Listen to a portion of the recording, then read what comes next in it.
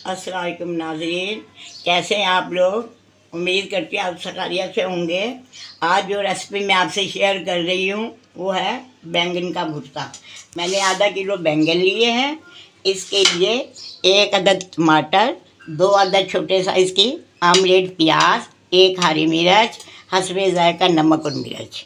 ठीक है, ये अब मैं आपके सामने इसको स्टीम करूँगी चूल्हे के ऊपर। ये बहुत मज़ेदार और अच्छा बनता है। आप ज़रूर मेरी रेसिपी को फॉलो करिएगा। ये देखें, इसको ऐसे स्टीम करते हैं कि पहले आपने दोनों चूल्हे पे रख दें और इस हल्की सी आग पे इसको स्टीम होने के लिए रख दें। ज़्यादा तेज़ आंच नहीं करनी है। साथ ही साथ आपने ऐसा करना है कि थोड़ी थोड़ी देर के बाद आप इसको पलटती रहें। एक तरफ से नहीं, चारों तरफ से आप थोड़ा थोड़ा इसको पलटेंगे तो ये बहुत अच्छा स्टीम हो जाएगा। ये लीजिए नाज़रीन, ये मैंने दोनों बैंगन को स्टीम कर लिया है। इसका ये कि बिल्कुल ये नरम हो जाएगा, ये कहीं से सख्त नहीं रहना चाहिए। ठीक है, ये देखिए इसी तरह ये सब नरम अच्छी तरीके से हो गया। अब मैं इसे थोड़ी देर के लिए ठंडा होने के लिए रख रही हूँ।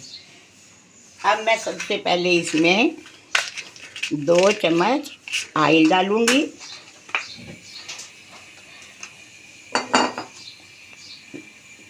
ज़्यादा नहीं, बस ये देखें 2 चम्मच के करीब ऑयल लेना है। ये मैंने ऑयल 2 चम्मच ले लिया है। अब इसे गरम कर रही हूँ और इसके बाद मैंने ये करना है, इसमें सबसे पहले जो आमलेट प्याज कटी हुई है उसको मैं थोड़ा सा सूटे कर दूँगी। ज़्यादा नहीं पकाना है, थोड़ा सा इसको कच्चापना ख़त्म कर देना है। ये अब इसको मैं थोड़ा फ्राई कर रही हूँ। ये देखें, मैंने प्याज को फ्राई कर लिया। इसके अंदर मैं टमाटर ऐड कर रही हूँ और एक अदद हरी मिर्च। इसके अंदर मैंने इसको ऐड कर दिया है। इसको भी हल्की सी आंच पे ज़रा सोते करना है, ज़्यादा नहीं पकाना, बस कच्चापन ख़त्म हो जाए।